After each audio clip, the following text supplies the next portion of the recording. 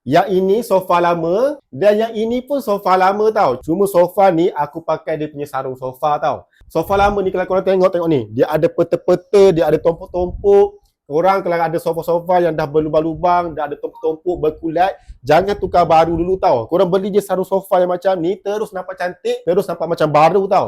Tukar wajah baru. Sarung sofa ni dia jenis bergetah tau. Kau tengok dia jenis bergetah, jenis elastik.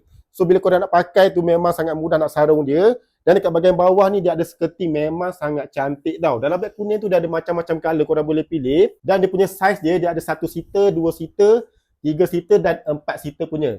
Yang ini 2 seater, yang sebelah ni 3 seater, tapi dia punya sarung sofa tak sampai lagi. Memang nampak terus macam mewah, nampak macam baru. Dan korang boleh tutup segala kecacatan yang ada dekat korang punya sofa tu. Memandangkan tak lama lagi nak raya, korang beli sarung sofa macam ni. Nanti bila korang pasang korang punya sarung sofa ni, korang selit-selit dekat bahagian tepi ni untuk bentukkan dia punya sarung sofa ni mengikut bentuk sofa ni tau. Nak beli tekan je kat beg kuning, sementara stok masih ada lagi.